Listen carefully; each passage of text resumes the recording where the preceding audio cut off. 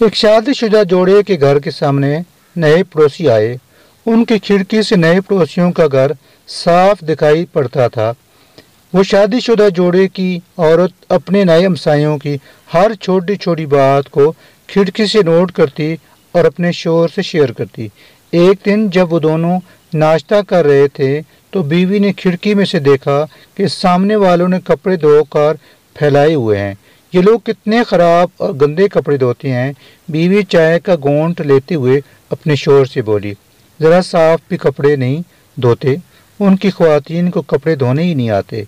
उनको चाहिए कि अपना साबुन तब्दील कर लें या कम अज़ कम किसी से कपड़े धोने सीख लें कि कपड़े किस तरह धोए जाते हैं। शोहर ने नजरें उठाकर खिड़की की तरफ देखा, ज़ेरे लब मुस्कुराया और फिर नाश्ता करने में मशगूल हो गया। इसी तरह हर बार जब भी उनकी पड़ोसी कपड़े धोकर फैलाते, उस औरत के उन कपड़ों और धुलाई के बारे में यही तासरात होते। वो हमेशा ही अपने शोहर के सामने अपने ख्यालात का इजहार करती कि आज फिर उन लोगों ने कपड़े अच्छे नहीं धोए। दिल चाहता है खुद जाकर उनको बता दूं कि किस तरह ये अपने कपड़ों की धुलाई बेहतर कर सकते हैं, वगैरह वगैरह। अलगर्ज उनके पड़ोसियों का घर और उनके कपड़ों की धुलाई हमेशा ही उस औरत की तनकीद का निशाना बने रहते।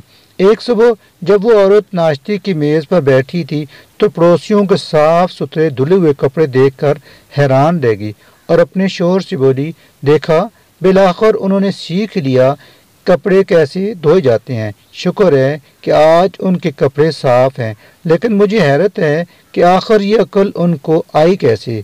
फिर शोहर को मुखातब करते हुए बोली, शायद उन्होंने कपड़े धोने का तरीका तब्दील कर लिया है या फिर अपना साबुन बदल दिया है।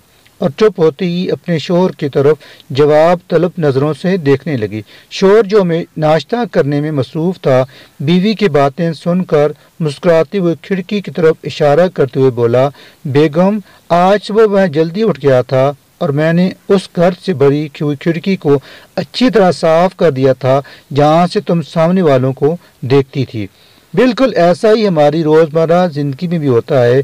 हमारी अपनी खिड़की साफ नहीं होती और हम दूसरों को मोर्द इल्ज़ाम ठहरा रहे होते हैं।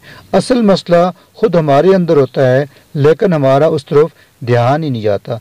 किसी को परखने का ये बेहतरीन तरीका है कि सबसे पहले हम अपनी खिड़की को देखें, क्या वो साफ़ है। क्योंकि जब हम किसी को देखते हैं और अपनी राय का इजहार करते हैं तो इस बात का इन्सार उस खिड़की या ज़रिए की शफाफियत पर होता है जिससे हम किसी को जांच रहे होते हैं।